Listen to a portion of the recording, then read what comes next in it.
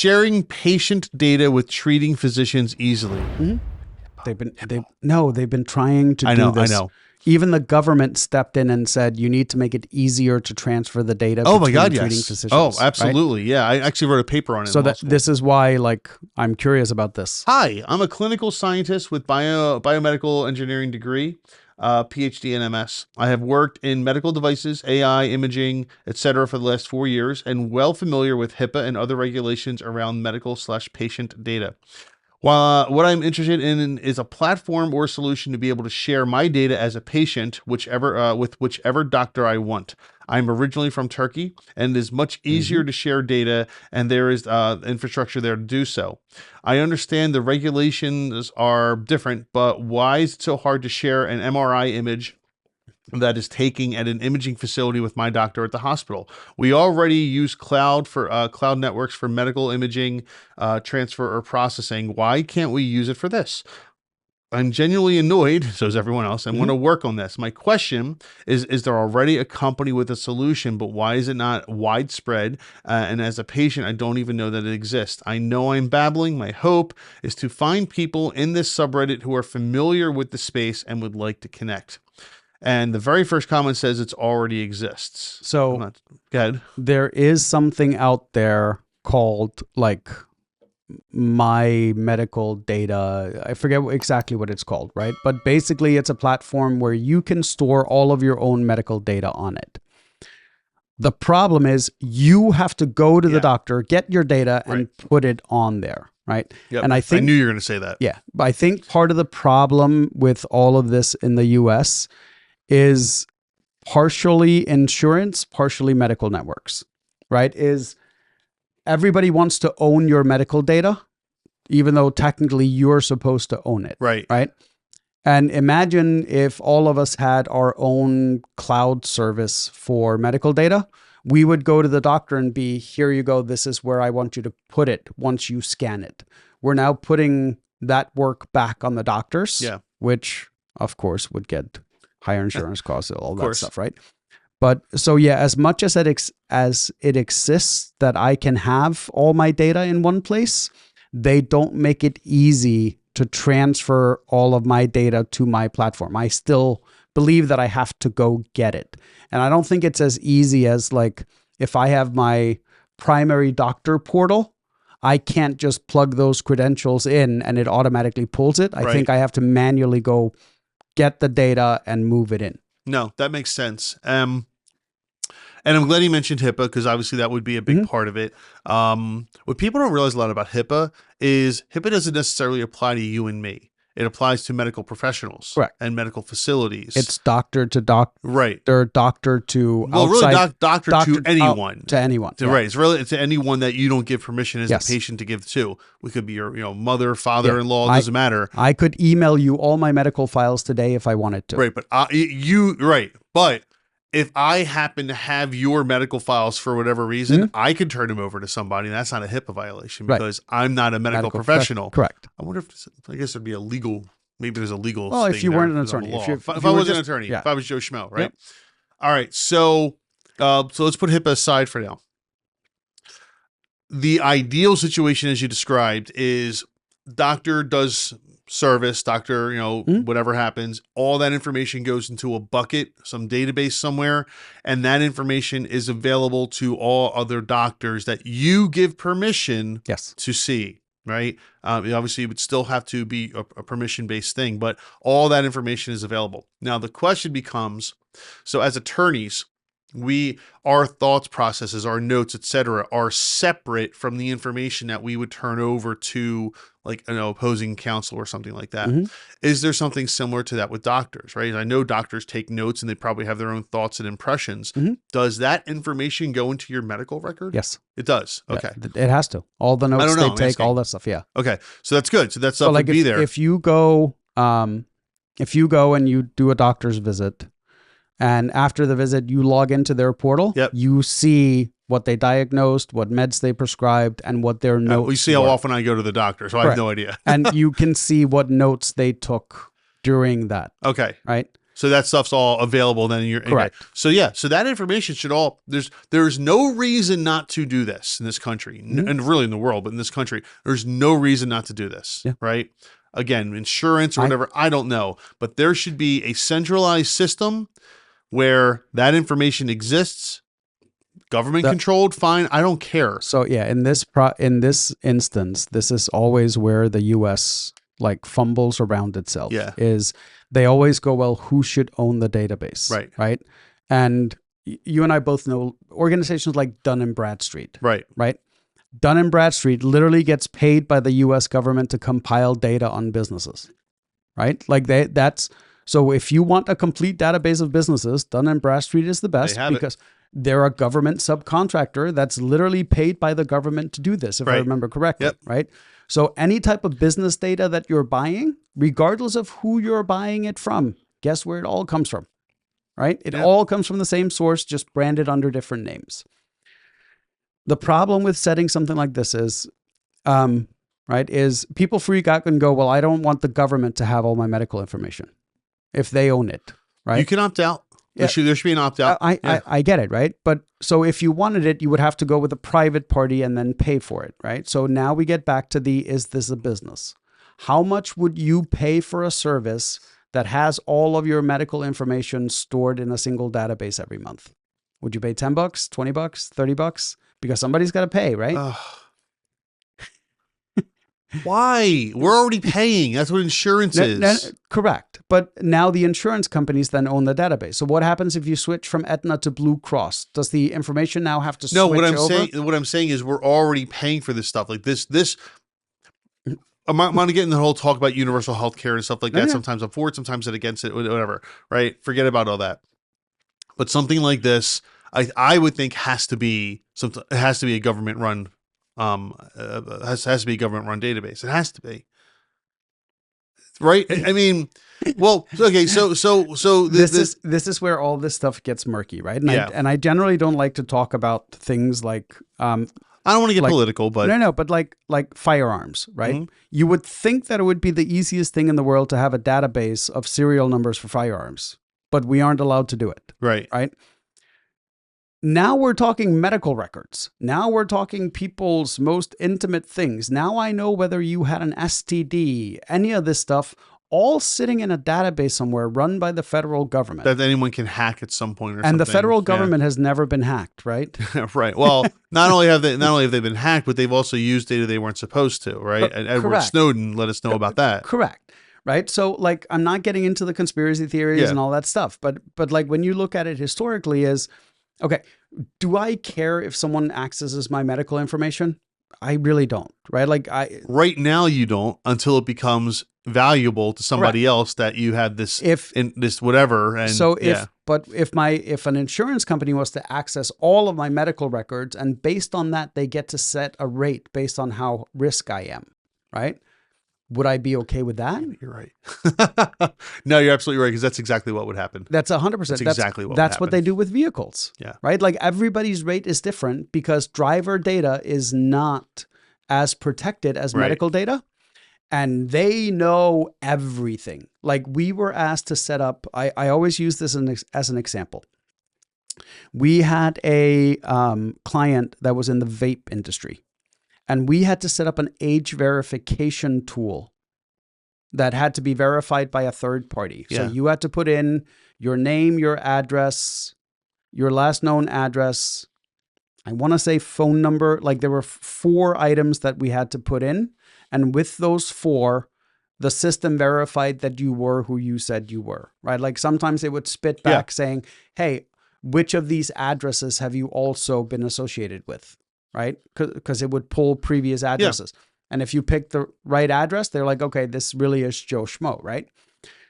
What I didn't realize is when that age verification process took place, I could log into the client's portal that just did the age verification, and I got a list of anybody that had been age verified. Yeah.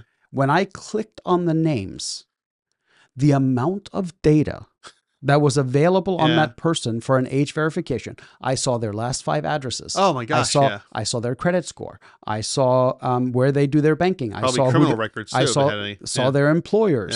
Yeah. I didn't see their record, but I could see there was a little button that says they have a record. Would you like Yeah. to?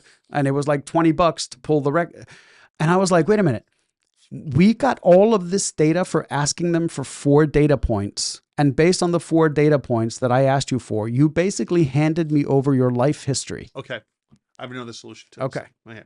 So you're right. It can't be centralized. It can't be something that is controlled by anybody else. What it can be is it can be an algorithm. Okay. Hear me out. Could be the blockchain. Well, no, because that means it's still being stored somewhere. Okay. What I mean by an algorithm is, let's say that everyone carries this little card, some kind of RFID card or something like that, whatever it is. Okay. Maybe it's even part of your license or something, right? Every time you go to the doctor, you scan the card. Your information's on that card. Okay. It can only be decrypted with the right equipment, et cetera, et cetera. Your information's on that card. The doctor gets to see your information once you scan it into the doctor, right? Okay. That information can't be sent anywhere, can only be viewed. So okay? It's only on the RFID card. Right. And how many backups of that RFID card do you have? So have you ever, you don't use Apple. Okay. And the reason why it becomes important, I'll tell you in a second. If you've ever had an Apple phone, and you want to get a new iPhone, right? What happens is this iPhone has a setting where you can say transfer, right? And then like this is that a new feature in iPhone? Shut up. And there's this really crazy like almost looks like little dots dancing around, right? But it's almost like a QR code on steroids. Yes. And it changes all the time. And when you scan the new one, it knows it's your phone and it can transfer the data over. Okay. Yep. If you set up the right type of algorithm, right, your information is stored and can be retrieved, right, if you lose your card or something like that, because it's based on certain data points, you can get that information back. So, because in this case, Apple is the one storing the data.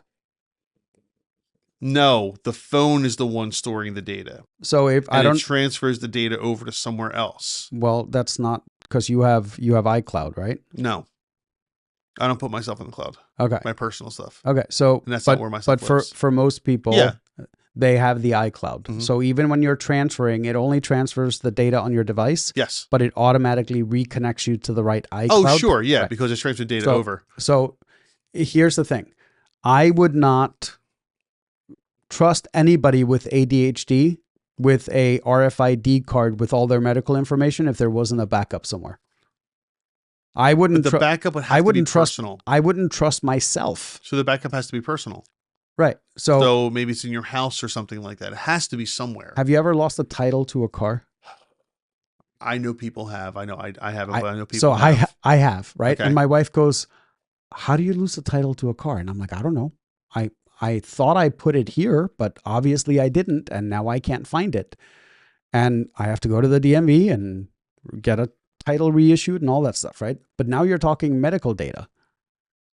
Now you're talking things that could literally save my life, but you want to make me responsible for storing all that data on an RFID card, hoping or your phone or whatever. Right. How often do we lose our phones? How often? So that with this type of stuff, there has to be a way. Once again, you cannot do this without either someone being willing to pay for it or you being willing to trust the government to store your data and not share it with anyone. Neither one sounds like a great option to me. I would pay for this service because I was born with a heart defect and most of my medical records for that are in Iceland and I can't access them. Right? But if I could have someone upload them to a secure portal, like CPAs do it. Yep. Like CPAs have all of your tax information. There's this portal, blah, blah, blah, blah, blah. The CPA pays for it, right? And generally just gives you access and it's part of what you get billed for. You give me time. I think I could come up with an offline solution to do this. Once again, you have to trust someone to be able to store that data. What happens if you're sleeping, your house catches on fire, you happen to be in No, I get it. right? I get And what you're now saying. all of your data, everything is gone because your I get house what you're burned down. saying. I still think there's a way to do it. Okay. I think there's a way to do it where your information is not accessible Hmm. to somebody else. I get that part, but then who's paying for it? This is where we always get back to Yeah. anything, right? Like what this guy is saying is absolutely a legit business idea. Well, you and I can't even agree on where data should be stored, right? Add two more people to this, see what Right. happens. But once again, someone like me that has lived in multiple countries, Yeah. multiple states, have had multiple doctors. I've had all kinds of specialists between my ENT, my doctor, my heart doctor, my pulmonologist, like name it, right? And nowhere can I access all of my information in a Right. single spot. Would I pay $100 a year if I could merge all this data into a single spot? So if I end up in the hospital, Yeah. my wife could go log in here and you can see all of his relevant medical information. Yeah, because that could be the difference between them saving my life or not. Right. So this, I think, is a legit business. You just have to understand who would be willing to pay for it. Okay. Last And point then on this. And then how do you get the data in? I think somehow you could tie in the insurance companies. Yeah. Whereas it would be Look. beneficial for the insurance companies for you to have access to all your records, Yes. because it would make the doctor's job easier and save the insurance company money. They could subsidize it the same Yeah. way they subsidize gym memberships. Yeah. They could say, we'll give you, if you sign up for LifeLock, right? Yeah. Identity protection. Right. This could be something similar where someone then says, okay, because you're signed up for this, we will give you $10 a month towards your membership, right? Right. Yeah. And if your account happens to be 100 gigs and you have to pay $20 instead of 10, then guess what? You're responsible for the other 10. But yeah, I am all for having a centralized platform. What I would like to see in this is almost like an API call where, because I have a login to my doctors, right? I have a separate login for my ENT. Yeah. I have a separate login for a different specialist. What I would like to do is similar to what we do with other platforms, is where I could go in and I could select my doctor, I could put in my username and password and just push save. And now anytime I go to the doctor, it automatically feeds over to this database. Yeah, right. So I would set it up once. I wouldn't have to manually go out and get the information every time. That to me. I agree. Yeah. And that, then when the doctor puts their notes in and stuff like that, it automatically syncs to your to your account. So you log in to one place, right, and to see all of your accounts. It's similar to all of these, like, hey, the Save You Money app, right? Where you put all your usernames and passwords for everything you're subscribed to, and then it monitors, like, how often do you log into it? Like, maybe it's time to cancel it. If they can do that, they should be able to do the same thing with this. All right. So, yes. Long answer. J.H. Liverstein. Yes. Yes. No, it's a lot of people have thought about this. No one's really nailed it yet. Nope. There are definitely some things out there, like you said, where you can store your own data. It's on you to do it each time. There's got to be a way that this can happen easier, faster, more automatic. You would think, like, how many medical systems are there really so out many. there? Yeah, but even if there's 20 of them or 30 of them, right? Like, let's say you don't solve 100. Once again, we get back to don't solve 100% of the solve 80%, right? Solve 80%, right? So if you can take the 20 most common medical software and make an integration where I can put in my username and password for whether it's Einstein Health or, my local doctor medical center or Jefferson or CHOP, like whatever it is, and it automatically feeds the information. You're essentially the Rosetta Stone for all these medical record companies. Yeah. Well, not for the medical companies, for me. No, for you. But Correct. I'm saying is you're the Rosetta Stone that they're all talking to. Yes. Yeah. That's where all the information feeds, because I chose that this is where I want my medical information to go. So you as a medical professional can still use your system, but it is my right to use this to go get a copy of that information. And then if I go to my doctor, right, and the doctor says, hey, do you have that MRI they did? Well, yes, As I a matter do. of fact, I do. Here, let me click the share button and email it to you. Yeah. Right. Or let me click share and spool it over to your system. Yep. Because I already have a login. Now I'm just uploading a file that's already in my system. Yeah. It would make life so much easier. Like when I got my sinus surgery, right? So they're literally prepping me to put me to sleep, and they go, "Where's your EKG?" Right? That's what it's called, right? Yeah. And I go, "Well, the doctor did it last week. It should be in my files." No, Well, it's not there. I know. no, we don't have it. Yeah. Okay. And they're like, "We can't do the surgery without that." Do you have a machine here? Yeah. Can you do it? We don't know if insurance will cover it. Like literally that system would have saved me because they ended up charging me separately for because it wasn't covered because I had just had one done. Surprise, right? I'm like, I literally would have been able to then pull out my phone, log into my medical records app, pull up the EKG and go, here, it's right here. Do you need me to share it with you? Let me send it to your system because I would already be logged into their system. Yeah, there's a business there. It's man, my mind keeps going. We got to move on because my mind keeps going on this. But I could talk about this particular thing all day. But I think this and is how we can make this into something. Yeah, I think it's a legit business, right? And I think there are people that are willing to pay for it. Yeah, it's not going to be everybody, right? But there's going to be a group of people, especially if it's anybody that has to see multiple medical professionals that are not in the same network. See, I'm looking at it from the different point of view. I don't think the individual has to pay for it. I think it has to be the entire. I think you have to have the entire industry behind it, which I know is a lot to suggest. But hear me out. Hear me out. Just like anything else, you start off small. You build the medical record software for the doctor. That software also ties into your phone for your own medical records, et cetera, et cetera. Mm-hmm. And you have 200, 300, 400 doctors that start using it. It starts growing. 5 years from now, there's 10,000 doctors using it and grow. And eventually the entire industry is like because people are saying, I want my records on this. And you're the only one who controls, as the developer, the only one who controls it. Right. So doctors are going to be forced to move over to that medical record software. So that over time, but that already exists, right? So these software are now competing with each other. So you will have one chain that uses one software, and you'll have a different chain that uses a different software, because the software that happened to get popular in the northeast part of the country did not get popular in California and Texas. No, sure, I know, I get what you're saying. Right? But I don't know of any software right now where two doctors that use that software share records. No, they can. So they can share them. So, for example, if you go to Quest Diagnostics, they can push that over to your doctor's software. Same thing. There are. I guess I don't know enough about the industry.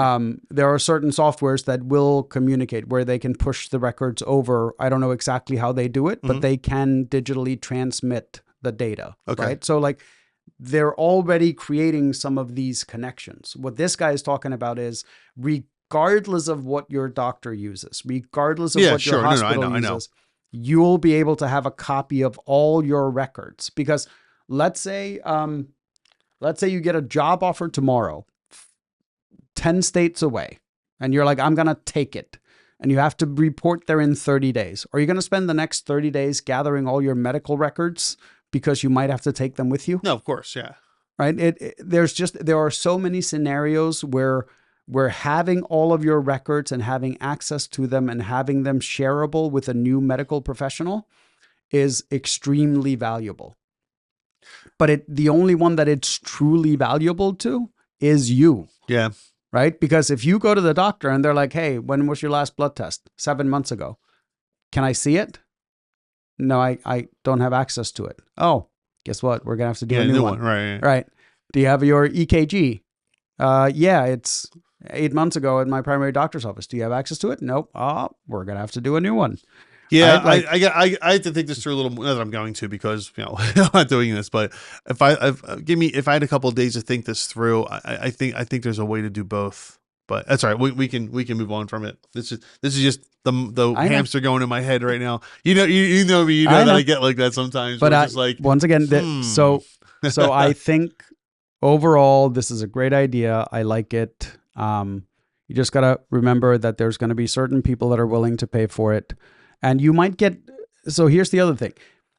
Just like a lot of people don't know when some of these identity protection stuff started, a lot of them didn't start getting foothold until they started offering it through corporate benefits. oh sure, yeah, Right. So like if you worked for J&J Yeah. for $4.99 a month, you got LifeLock, Right. right? Or whatever it is, whatever. Yeah, where it's just an add-on that you don't even think about for Correct. $5, right? So if you can go that route with this and you can get a handful of corporations under your belt, then after that you can start offering it to the public. Yeah.